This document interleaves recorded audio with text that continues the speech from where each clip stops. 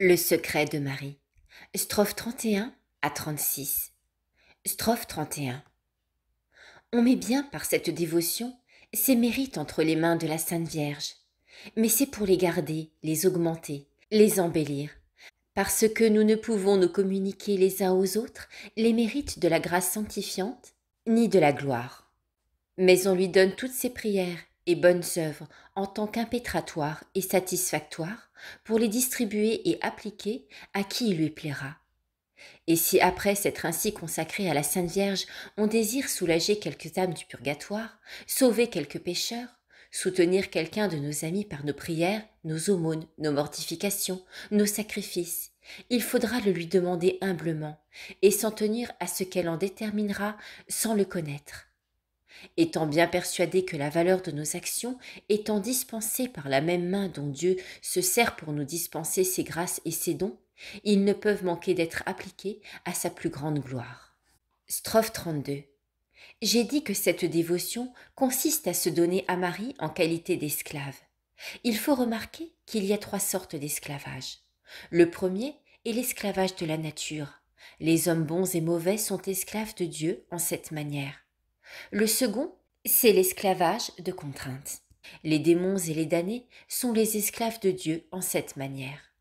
Le troisième, c'est l'esclavage d'amour et de volonté, et c'est celui par lequel nous devons nous consacrer à Dieu par Marie, de la manière la plus parfaite dont une créature se puisse servir pour se donner à son Créateur. Strophe 33. Remarquez encore qu'il y a bien de la différence entre un serviteur et un esclave. Un serviteur veut des gages pour ses services. Un esclave n'en a point.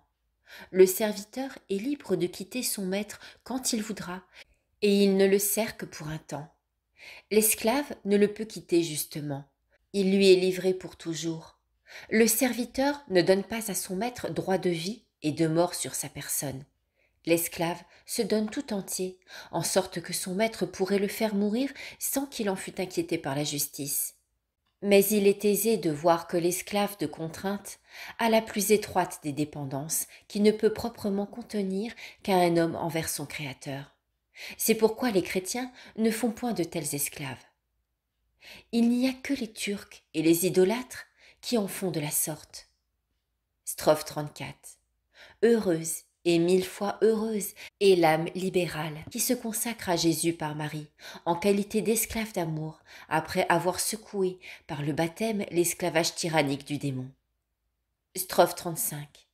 Deuxièmement, l'excellence de cette pratique. Il me faudrait beaucoup de lumière pour décrire parfaitement l'excellence de cette pratique, et je dirais seulement, en passant, premièrement, que se donner ainsi à Jésus par les mains de Marie, c'est imiter Dieu le Père qui ne nous a donné son Fils que par Marie, et qui ne nous communique ses grâces que par Marie. C'est imiter Dieu le Fils qui n'est venu à nous que par Marie, et qui, nous ayant donné l'exemple pour faire comme il a fait, nous a sollicité à aller à lui par le même moyen par lequel il est venu à nous, qui est Marie. C'est imiter le Saint-Esprit, qui ne nous communique ses grâces et ses dons que par Marie. N'est-il pas juste que la grâce retourne à son auteur, dit saint Bernard, par le même canal par lequel elle nous est venue?